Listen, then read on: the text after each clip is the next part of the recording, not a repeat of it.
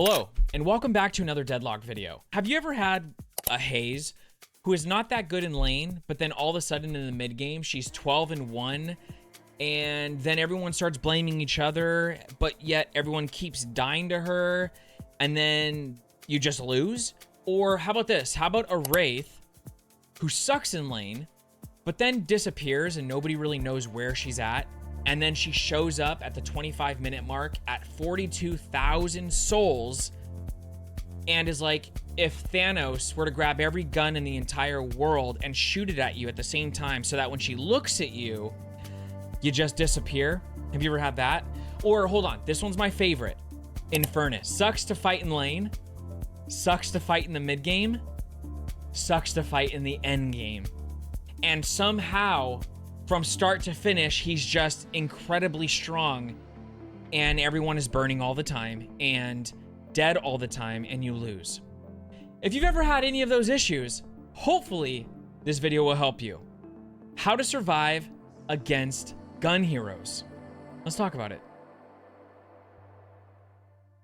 Let's set the foundation before we get into the nitty-gritty of what items you should buy and how you should be countering each hero and why you should be countering each hero. It's very important to set a foundation and understand that there's other things that matter just as much as choosing the right item. Number one, teamwork makes the dream work. And you've probably heard this before. It is so important that you are communicating when you're in lane to the mid game to the late game. You're just communicating with your team what is going on. If you are feeding a Haze or a Wraith or a Drifter or whoever you're feeding, make sure you just communicate that. I know sometimes it sucks when you're losing lane. The last thing you want to do is talk, or you're getting abused for it by your team. Like, bro, how did they come out with 8 kills? But the thing is if you want to win the game, you have to try to get ahead of it as fast as possible. So early, you can always swap lane. That's something that you can do. Communicate, hey man, I've died 3 times to this Haze. I just can't live. You guys are doing good in your lane. If somebody thinks they can do better, I will swap you. That is something that people will do. But if they won't, and that's not the route you want to take, at least let them know, hey, they took the Guardian at 5 minutes. This Haze is good, okay? She's leaving lane with 6 kills.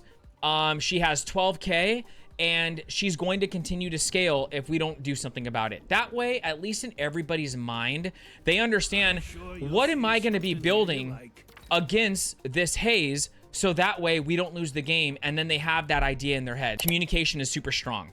Communication is something that you want to have for multiple reasons, and it works with teamwork as well as collapsing on somebody, making sure that sometimes you have to dogpile people with these items in order to take them out, okay? The other reason why communication is strong is because when you're looking at these items, you don't want to have the entire team with the same items. You want to build accordingly, but also you want to build strategically, which means we had a game where there was a really fed Wraith and 3 of us bought disarming hex. Now, that's not necessarily a bad thing, but the reason why it became a bad thing is because we didn't communicate. So every single time the Wraith showed up on the screen, we would all spam disarming hex, and then at that point, it's just wasted. So we have a 3200 item that we're all spamming instantly, and now we don't have an item to counter the Thanos Wraith, and all she has is really the first disarming hex, which hits her for 4 seconds, and then she's free to destroy everybody. It just didn't work out good. Whereas, if I communicated, hey, I'm going to buy disarming hex, then somebody else is going to be like, well, you know what? They're buying disarming hex. I'm going to grab escalating resilience because I'm a gun hero, and it's going to be really good. Somebody else is like, I'm going to grab plated armor so that she can't proc all these things on me, or I'm going to buy juggernaut. Do you see what I'm saying? Number 3 is to stay alert and watch the map. This is something that's going to help you stay alive. If you're over here on the side lane and there is a Haze that is fed, an invisible Haze, right? You can't see her. The last thing you want to do is continue to feed her. So what you should do is when you're pushing up the lane, push up the lane to a safe distance right around like the halfway mark, I would say. Anything past the halfway mark is no longer really safe, if that makes sense. You want to make sure you're looking at the map to see who you see. Where's the Infernus at? Where's the Haze at? Where's the McGinnis at? Where's the Drifter at? You want to figure out where they're at before you continue to push all the way up to the Walker, because that means you're just going to die every single time because a Haze is invisible, waiting for you and constantly feeding on you. Number 4 is adapt your build to win. The most important thing in this game is winning. Not completing your build. So when you go into the build browser and we go into the public, right? let's just say you're gonna grab one of these builds. It doesn't matter which build. Carry, Beam, Kelvin, okay? You're gonna grab this build.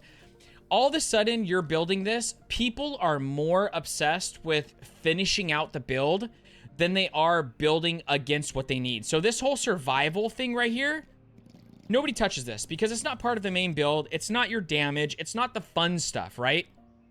Well, guess what? The fun stuff is surviving. Surviving is fun. Winning is fun. So if you want to win more games, you need to be willing to build counter items and disregard maybe your next item is Surge of Power. Well, guess what? You're getting wrecked by Wraith. You're getting wrecked by Drifter. Your next item probably shouldn't be Surge of Power at this point if that's happening. You should be buying one of the other items that is used to counter whoever it is that is targeting you and punishing you. Number 5 is learn movement. Every one of you, if you have more than 20 hours in the game and you've learned pretty much the basics 40 hours, you should be practicing movement. You should be practicing sliding to get your infinite ammo, right? You should be practicing wall jumping. You should be practicing anything that you can do to give yourself movement to get to different places.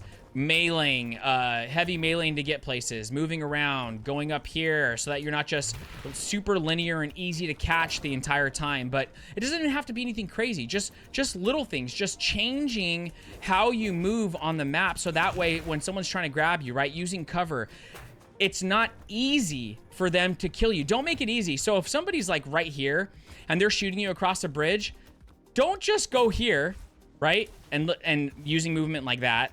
But don't just run. Don't just run straight through the doorways, through all the most common areas. You need to be able to traverse the map in a way that's not easy. You know, come in here where there's cover, then jump up here, then jump up here, then bounce up here, then go up here. You know, go up here after that, get behind cover, then take this. Like, you want to make sure that you are not easy to kill. Will they still kill you? Will they have movement? Maybe, but it's way better than just running in a straight line and letting them beam you down every single time. A lot of times you can back somebody up. If somebody is chasing me right here and they start shooting me, I'm instantly like this. I'm shooting, I'm using my abilities, I'm doing stuff so that they have to pay a price if they're gonna kill me. I'm gonna take half your life. If you do kill me, it might happen, but guess what? I'm taking half your life at least for me to be able to get away. The next step is using hard cover and verticality. When you're in the midst of, whether you're in lane, whether you're around the map, this map is a very, very vertical map. There's a lot of places that you can go and use things to go up to a place that you need to be. So like if you were to buy warpstone, right? So if I could jump up here and then I can go up here, I'm on the roof now. So there's different things that you can do to try to use the verticality in this map to your advantage. Climbing things and getting up to places. That means that person now has to chase you up those places. And the other thing is just simply using hard cover. The camera is on the right shoulder angle, so don't ever peek left when you're doing stuff. Always peek right, but always be behind cover. When you're in lane, you should never be right here just trying to do everything. You should always be behind some sort of cover, whether you're moving from there, whether you're using this right here, whether you're using this right here, but you should always have some sort of cover that you are playing around in case something happens. You know how easy it is for when a haze ults, if a haze ults on you and you're right here, you die. You just straight up die, right? Unless you have something like warpstone, but in lane, you're dead. If you're right here and a haze ults on you, that's it. You just move around this. Ashley continues to do her little dance around this. You just go the opposite way. As long as you block line of sight, you're chilling. It doesn't hurt you. And the last step I would say before we get into the items is learn from your mistakes. If you die to a haze or a wraith or a drifter one way, learn from it. It will help you not go crazy. It will help you not crash out in the game. Learn from it. Why did I die this way? What did I do that caused this death? And don't do it 6 times back to back to back. If a haze killed you invis because you were overextending, don't overextend the 2nd, 3rd, and 4th time. Think to yourself, okay, every time I push past the halfway mark, when I'm trying to split push this walker, I die to haze, who's invisible. She stuns me, silences me, then ults me. It's impossible for me to live. Guess how it is possible for you to live? Watch the map. When you don't see her, don't overextend. You live all of a sudden.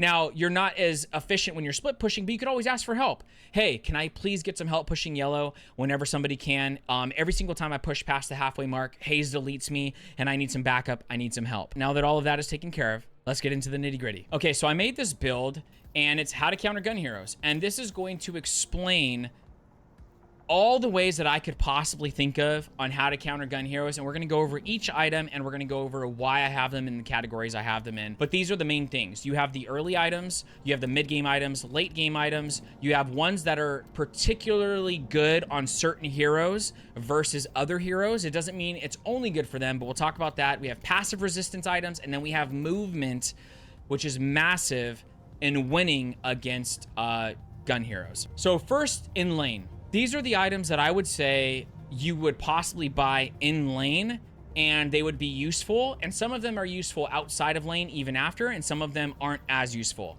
Rusted Barrel gives you health, gives you sprint speed. You target an enemy to reduce their fire rate and bullet resistance. So this is specifically good on gun heroes. So if you're a gun hero going against a gun hero, it's specifically good. And the reason why is because it gives you some shred.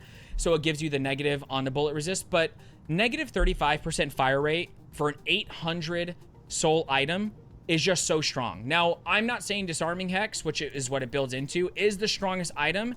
It is good. There is better items than that are out there. But in lane, this is so strong, because in lane, people are already have slow fire rate because they haven't built it up yet. So to tank their fire rate when their fire rate isn't even that good, it just feels terrible. If you've played Hayes, if you played Drifter, if you played any of these people who are trying to have better fire rate and somebody is nerfing you in the first 3 minutes of the game, bro, it sucks. You're not always going to be 100% successful, but if you can make it as painful, as annoying, and as bad as possible for them, discouraging as possible, the mental warfare of it is a part in them doing bad, because as you continue to come against them with some of these items, some of it is just mentally they're going to get exhausted from it and just start doing worse. Suppressor, one of the strongest items in the game. The only reason why it's not stronger is because it doesn't build into anything, so you're stuck with a tier 2 item late in the game, which you could swap out for something. But in the beginning, it's very strong. It gives you spirit power, it gives you health, negative 30% fire rate, and it stacks with things that normally would already take away spirit power. So for instance, Kelvin, if I'm using beam, right, my beam is going to negative 40% max move speed and negative 40% fire rate on the different tiers. Now, when you pair that negative 40% fire rate with the suppressor, negative 30%, even though it has diminishing returns, it doesn't stack flat, so it's not going to be 70%, it's going to be probably around 60% or high 50s with the diminishing returns, which is absolutely insane. Basically, if you're beaming somebody, they are not shooting.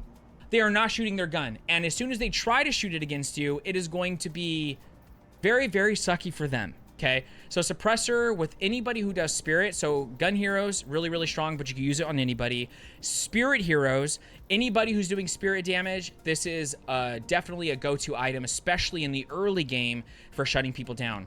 Battle Vest is good because it gives you a little bit of both. It gives you weapon damage, but it also gives you bullet resist. So it gives you the 18% bullet resist, it gives you 8% fire rate, and then it also gives you the 15% weapon damage. So this is good for your gun heroes that you're going against other gun heroes, kind of like Rusted Barrel. So if I'm playing Mirage, this would be good. If I'm playing Drifter, if I'm playing any of these people and I'm going against other gun heroes, it's really good. Now, this has been nerfed quite a few times, but it still gives you a decent sized barrier after you take a lot of damage. So if you're taking just a ton of damage from a Haze, or you're just getting absolutely bullied because in lane you have an Ivy and a Wraith and it's just a trillion bullets, this could help you. I would say probably Battle Vest or some of these other items would be better, but it really depends on the situation. You could also stack. You could run Battle Vest and you could run weapon shielding and really try to win lane. And the reason why I think it could be worth and to sell later is because winning lane is important. Nobody wants their Guardian to get taken at 4 minutes and that people start scaling right away. That just sucks for everybody. It sucks for your team when another lane is doing it and then now they're in your lane taking it when they never would have. It also sucks for you when you come out of lane at 3,000 souls and they have 12,000 souls, or maybe the disparity isn't that big, but you guys understand what I'm saying. So it is better to spend the 1,600 souls or 3,200 for a couple items, or maybe one you wouldn't normally buy, like weapon shielding, and win the lane than it is to just lose the lane at 4 minutes just because you didn't spend a little bit more money than you wanted to for your build. Return fire, one of the best items, especially for the price. I'm so shocked that this hasn't went up in price and soul price, because I still think it would be worth it at 3,200 souls. Return fire, automatically fire a bullet towards any attacker who damages you with their abilities or weapon. 50% bullet damage returned. It's not good as good against Spirit, but it still does work. So for instance, I've used this against Kelvin before with his beam, and it makes him a little bit more reluctant to hit me with his beam because he's getting hit back with it. But any of these gun heroes who try to instantly isolate you and delete you, return fire is amazing, because a lot of the glass cannon heroes like Haze or Wraith, they're squishy. So they don't have that much health to begin with, right? It doesn't take a lot to get them out. So when they're shooting you with all of their damage and 50% of it is coming back, that is gonna make them not want to target you over somebody else who doesn't have it.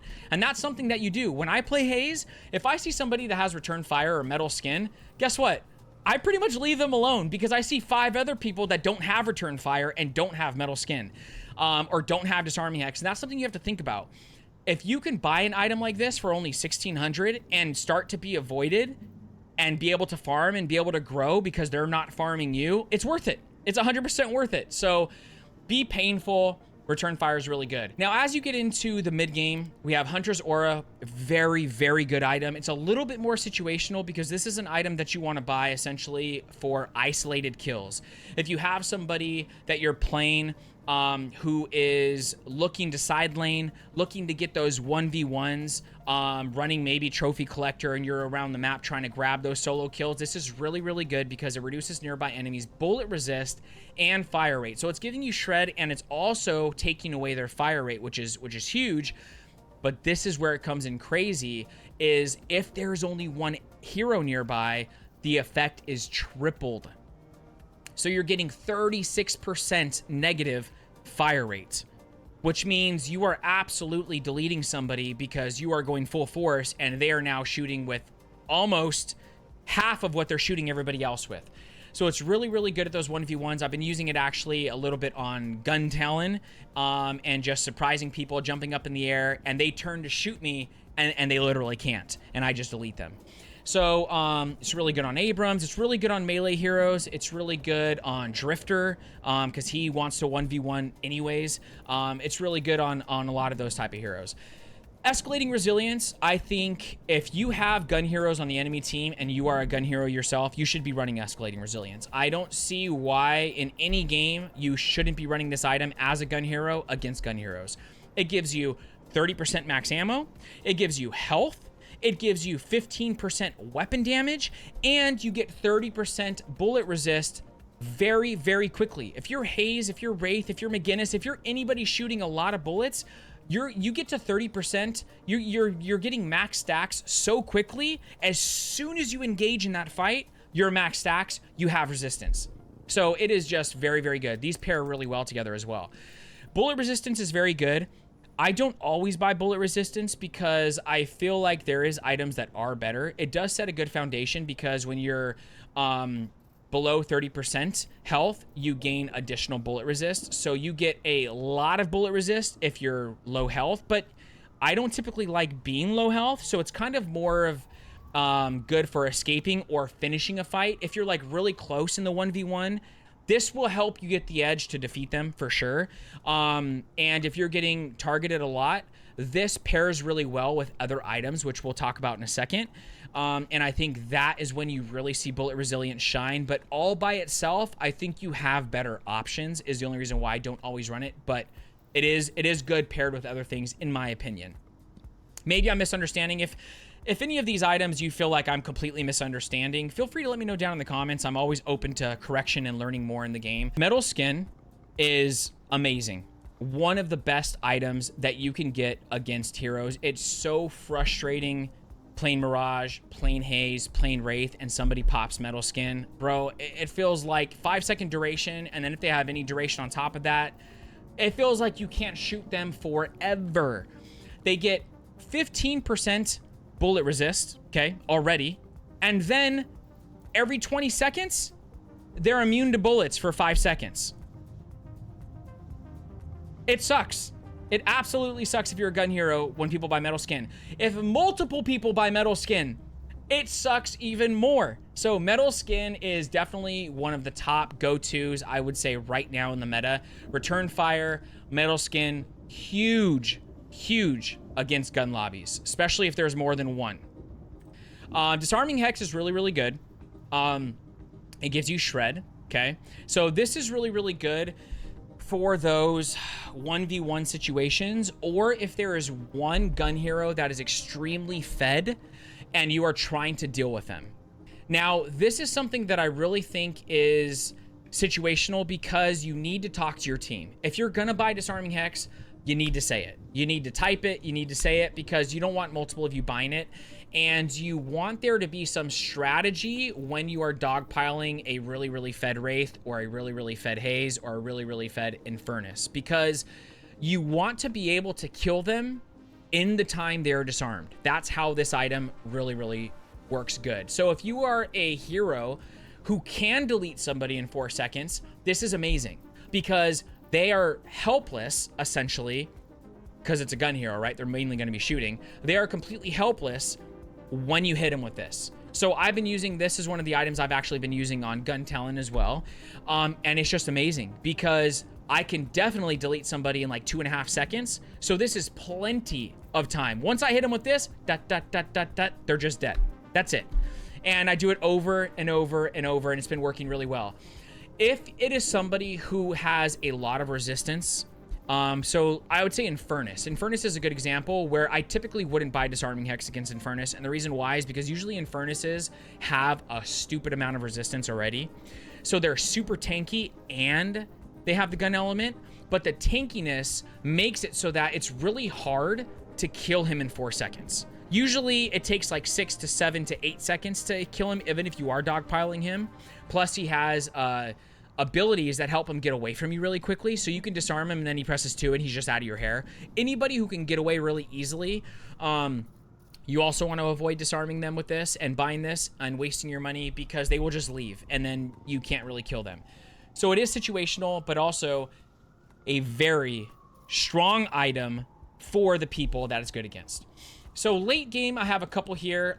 Colossus is just very good if you're already building it. So if you're a Calico, if you're an Abrams, if you're a Shiv, if you're a Yamato, anybody like that, I think Colossus is really good on, especially against the gun heroes, because it gives you an extra 35% when you pop it. So if you have any passive items, if you have any of these other items, and then you buy this in the end game, you're getting 35% on top of that during the time that you are a monster. It wouldn't be an item that I go out and buy if I wasn't already going to buy it. Like, I wouldn't buy this on talent, right? Plated armor, gain a chance to either deflect incoming bullets, preventing all weapon damage, or prevent all on-hit effects. So this is for siphon bullets, silencer, toxic bullets, anything that needs to hit somebody to proc an effect. That is basically what this is for. But this is not as good by itself as it is with something underneath it. So it's very good with escalating resilience. It's very good with bullet resilience. It's very good with Juggernaut. Amazing with Juggernaut, but it's very expensive to run the combo. It's good with Battle Vest, but obviously I would say it's really good with bullet resilience or escalating resilience. One of those two as the foundation, and then this to be the topper. You're surviving. You're surviving against Infernus, you're surviving against McGinnis, you're surviving against all the Ricochet players, all the debuff maniacs who are constantly trying to hit you with 15 effects every time a bullet touches your body. That's what plated armor is for, and it does its job very good. You also get bonus health on top, so very nice. Infernus games, this is almost a must, depending on how fed the Infernus is. And then anybody like Wraith late game or Haze late game, when they're trying to hit you with silencer and toxic and siphon bullets and all of that, very good. Now I have this under McGinnis because heroic aura is very good, but also I don't think always very good. I think Magennis, it really, really shines. You get bullet resist to nearby friendly units. It works with the turrets. You get the 15% bullet resist. You also get move speed and fire rate, so it helps the entire team just move forward as a unit. You're not always clumped up in huge team fights. Sometimes you are. Like if there's a Dynamo on your team, there's a Lash on your team, this would have a lot more value. But if your team is a bunch of people that kind of like solo but come together every once in a while to fight, it's not as good. It's not as good when you don't have a hero that is like bringing everybody together already. That's why I think it's really, really good on Magennis. Mo and Krill, I have Diviner's Kevlar. Diviner's Kevlar is very, very good. Upon casting an ultimate ability, gain a barrier and temporary spirit power. Now, the reason why I have this in here, it's not a direct gun counter, but when I play Mo and Krill, you get absolutely destroyed when you ult. So anybody that you play, that you're put in a vulnerable position and you get deleted with everyone's guns, they all start shooting you, they focus you, you get instantly deleted. This is where Diviner's Kevlar comes into play. Having it on Yamato, having it on Mo and Krill, having it on, if you're one of those heroes that is when you get deleted, when you jump up to Lash ult, when you jump up to Bebop ult and you don't have it max. Any of these type of situations, Diviner's Kevlar is very, very good. 1,000 barrier is no joke. It is not easy to burn through, and it gives you enough time to finish doing what you're doing, to live, and to escape, essentially. So very, very good, but also very situational. Abrams, I have these two. Phantom Strike is just such an amazing item. It's definitely worth the 6,400. A lot of times you can literally rush it and still find value. It gives you spirit power. It gives you 15% weapon damage. Teleport to an enemy target and put them in the ground, dealing damage, move speed reduction, and disarm. So it is good with Abrams. It's good against Calico. Anybody that you want to be in their face. So like I wouldn't run it on Talon. I wouldn't run it on Sinclair. I wouldn't run it on, you know, some of these other heroes. If you want to be in their face, plus you get all of these, drop, you know, a Vindicta that's just going crazy in the map, drop a Talon, a gun Talon that's going crazy in the map, go right to a Haze and stop them, go right to a Wraith. Any of those situations, this item is just very, very good, but it is situational. It does depend on who you are. Juggernaut is such a slept on item. The amount of people that don't use Juggernaut to counter gun heroes is crazy. You get 50% slow resist, so when someone's shooting you with slowing bullets or anything else, or you're getting hit with anything that slows you, you're getting half of that taken away. You get move speed, you get melee resist, you get 8 plus 8 health regen, okay? But the biggest one is enemies that shoot you have their fire rate slowed.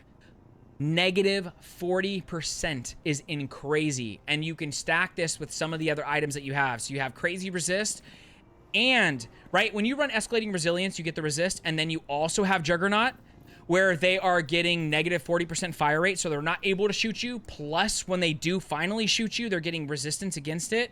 I mean, Juggernaut is just so good. And people build enduring speed all the time. You have enduring speed in most of your builds. So Juggernaut is just really, really good to upgrade to when you're going against gun heroes, especially if you're going against gun heroes who like to single you out and try to kill you, because they're getting absolutely tanked. So the other thing I want to talk about is passive resistance. These are items in the game. There's a lot of them. These are just a couple that give you 6% bullet resist, 8% bullet resist. We have 12% bullet resist, plus another 4% bullet resist, 15% bullet resist, 5 bullet resist. So these are all random items that might already be in your build. So if you're playing Abrams, right, you're going to run Berserker. You're going to run Crushing Fist, probably. You're going to run Juggernaut. You're going to run Phantom Strike. So now you have something that disarms, okay? You have negative 40% fire rate, and then you have an item that gives you negative 12% here, 8% here, that's 20%. Then you're going to have, you know, another item that gives you whatever, another item that gives you bullet resist right here, another 8% bullet resist if you have return fire. So you already passively have 30% bullet resist. Then on top of that, you start building items that you actually need. So there is some times where you are going to have builds that are just naturally going to make you tankier than other builds. So always pay attention to that too. And you can notice that when you are in the game and you tab, you can see on the side here what you have for your resistances and what you have for your move speed. All of these attributes show you what you'll have. So you'll have something and it'll tell you like you have 60% bullet resist. That is how you determine when you're in game what you need more of. You can also do it by pressing tab and looking over somebody right here. It'll say it right here. It'll tell you whatever percent bullet resist, whatever percent spirit resist, and you can always tell what people have so you can see what shreds you need to buy, but also what your teammates have and what you have to see what you're actually doing to help fight whatever hero you're trying to fight. Now, the last thing I want to talk about is movement. And we talked a little bit about it earlier, but movement is king, because if you can help yourself be unavailable for them to shoot at, if you can try to get out of the way in all these different ways possible, like Fleetfoot, okay? Fleetfoot is really good because it gives you 35% slide resistance and it gives you bullet resist. So, and it removes the move speed while shooting and gives you slow resistance. So you're able to move around with slow resistance and you're able to slide. When you slide in this game, your profile gets way smaller. You're way harder to hit when somebody's sliding around. You get more ammo to fight back. Fleetfoot is just a really, really good item in general, but when you get the slide to lower your profile, you get the natural bullet resist. You get slow resist when they try to stop you to continue to shoot you, right? There's a lot of enemies in here that when they start shooting you, you just automatically slow down and come to a halt. Fleetfoot will help you. You pop this, all of a sudden you're moving faster. All of a sudden you're breaking that slow resist, that chain they have on you.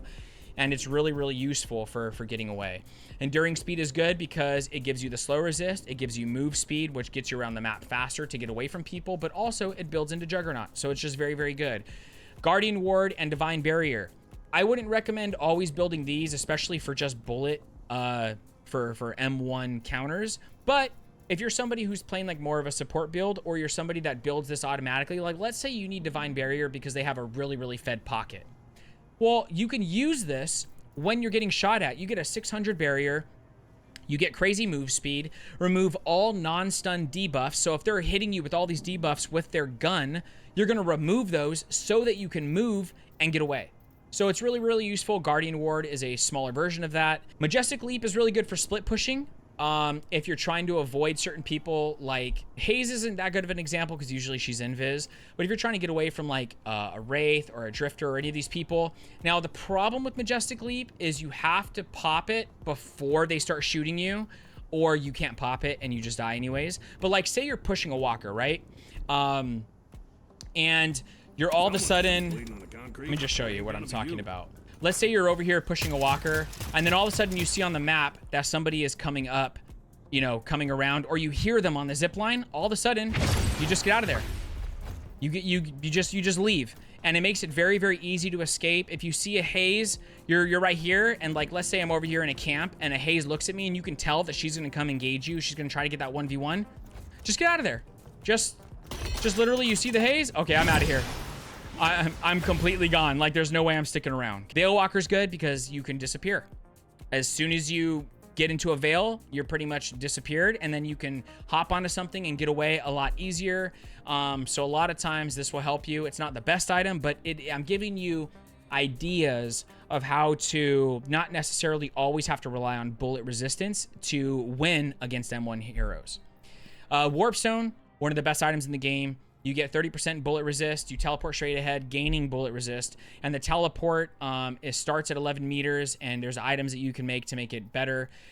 But this item in general, you can get a double jump in or a jump, and you can make it to most roofs. You can just get, you cover a large distance in a split second, which helps you, whether you do it left to right, whether you do it up, which a lot of times verticality is where you want to go when someone's trying to chase you and kill you. But Warpstone will really, really help you get out of sticky situations.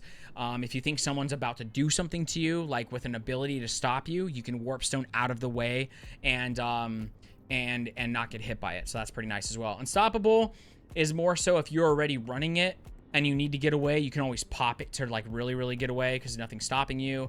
Arctic Blast, if it's already in your build, it's nice when someone's trying to like surprise you with something and you can pop Arctic Blast or Cold Front right away, and all of a sudden they're slowed and it stops them from whatever they're doing. Arctic Blast is better though because obviously it actually freezes them, and it might allow you to get away. E-Shift is a little bit situational. But the reason why E-Shift is so strong, especially if there's a lot of team fight going on, is because you become completely, you go to a different realm, right? You enter a void state and become untargetable and invincible for a short duration, during which you float slowly and cannot perform actions. Afterwards, you gain spirit power, move speed, and spirit resist. Now, even though it's not giving you bullet resist, the reason why this is important and a good item in a lot of cases is because in those team fights, let's say a haze is targeting you, okay? And you're in the middle of a team fight and everybody is in there doing something. And the haze goes to kill you and you pop this, the haze doesn't have an opportunity to wait. They're not going to just sit there and wait for you for the 5 seconds. Well, let's see here. They're almost out. All right. The fight is happening. You're moving slowly away from them. They have to focus on somebody else. So a lot of times what it does is it gives you enough time to, if you have an ability to get away, like I'll give you an example. It's really good on Mina because you use E-Shift and then you use your bats to get out. Let's say you use your bats to get in, or you've already used your bats in the fight. You pop E-Shift, you have bats again. Now you're out. So a lot of times you can use E-Shift as a way to like temporarily let time go by to allow you to do something else to get away. I wouldn't always recommend it though, just because it is a little bit more situational, but it does allow you a lot of times to get away because somebody can't just sit there and wait for you to pop out of your void state and kill you. When it comes to the 1v1s though, do not get E-Shift because they will wait for you. They'll sit there in the side lane like, oh, he E-Shifted. All right, let's just chill here, you know, have a bite of our sandwich, and then we'll kill them when they come out. Magic Carpet is very strong right now. The reason why Magic Carpet is very strong is because you are immune to slows when you are flying. So you summon a Magic Carpet that will fly you away, and while you're flying away, you're immune to slows, and doing any action will dismiss the carpet. You just get to leave. As long as you pop this, you're gone. It is fast. You can literally move all over the place. Like, let me just show you what this looks like. It's absolutely insane. You're a mensch. You do whatever you want. You're gone though. You literally get away. Look at how long it lasts. We're just leaving. We go up, we go down. It doesn't matter where we go. We're out of here. So Magic Carpet is very strong. Now, granted, it is very expensive. So it's not always in the budget to buy Magic Carpet, but if you are split pushing and you keep getting targeted, or somebody keeps trying to get into the back line and get you, or, you know, you're in those situations, it gives you bonus health, it gives you spirit power, it gives you ability duration. There's definitely people that Magic Carpet is better on, Mo and Krill, Sinclair, something like that, but it is really good, honestly, on everybody when it comes for escapability. It is, in my opinion, the best item in the game for escapability. The problem is it's also the highest price point, but I do think that it's really good, and sometimes it is worth buying. Well, and that's it. That's all I have for you guys. I hope you enjoyed, and I hope it helps you. Well, thank you guys so much for coming out and watching another video. If you guys enjoyed the video and it helped you, let me know down in the comments, and like the video, subscribe, do all the things that help YouTube push the video out to more people, and I'd super appreciate it. We're here almost every single day streaming on Twitch and YouTube, so I'd love to see you guys here as well. I hope you guys are very blessed. Hope you have an amazing day or night depending on where you're at in the world. And before you go anywhere, check out one of these videos up here. I hope you find one you like and you stay here and you watch the video for a very, very long time. But if not, I'll catch you on the next one. Peace.